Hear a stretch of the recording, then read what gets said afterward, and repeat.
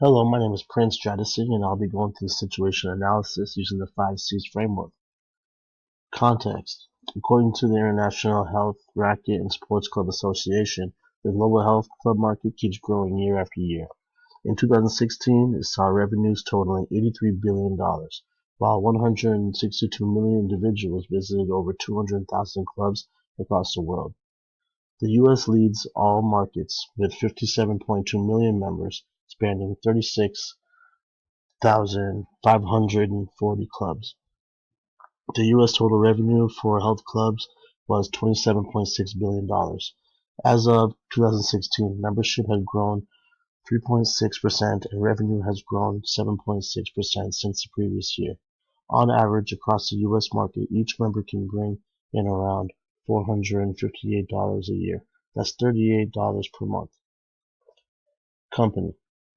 The Green Gym is a self-sustaining gym. The equipment generates electricity when it's being used.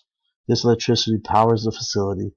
Any extra electricity can be sold back to the community, reducing costs for consumers. Seattle already prides itself on being the Emerald City, so it would be a natural fit for customers to wear the green microgym colors. This company capitalizes on the growing trend to go green, promoting a lifestyle of having a healthy body and a healthy environment. Green Microgym in Portland is charging $100 initiation fees and $39 monthly.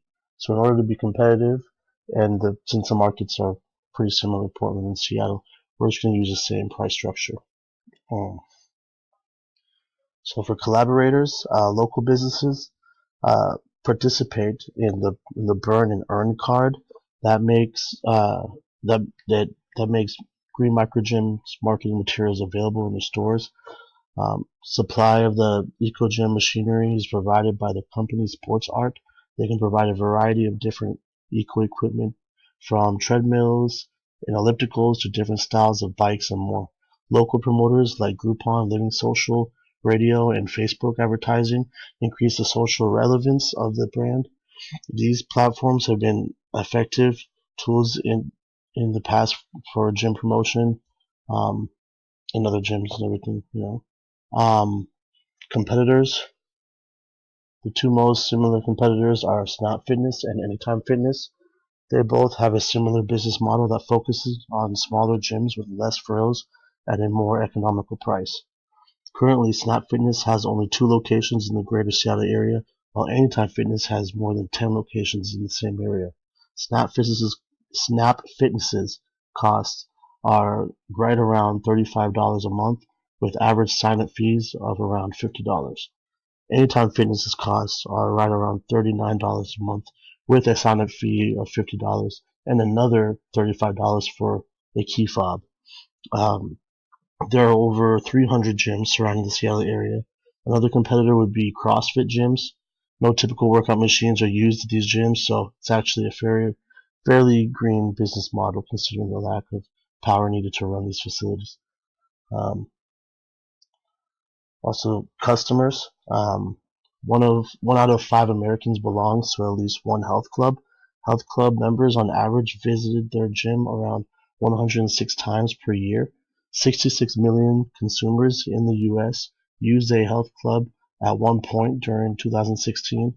According to the Microgym business plan, there are 5 key industry segments for gym customers. The first is singles, earning over $75,000 a year. Those aged 25 through 44 with household income over $100,000 a year. Also, individuals with household incomes over $150,000, adults with advanced degrees, and individuals that earn over $100,000 and live in major metropolitan areas.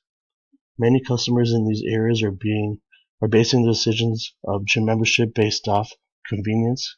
Another source, NMI, breaks up the market in 5 categories of consumers based on their sustainability motivation. LOHAS, which stands for Lifestyles of Healthy and Sustainability. That's 22%. These are the most active and knowledgeable individuals when it comes to sustainability. which is ingrained in their life. Drifters, which is also 22%. Those are individuals who are new to the green market but want to be seen as doing their part. Naturalites, 21%. Personal health drive is higher than the idea of the planet's health. And unconcerned, which is 18%. Less concerned about environment and society. And conventionals, which is 17%. Those guys are like driven by cost, rational buyers, so not so eco-friendly.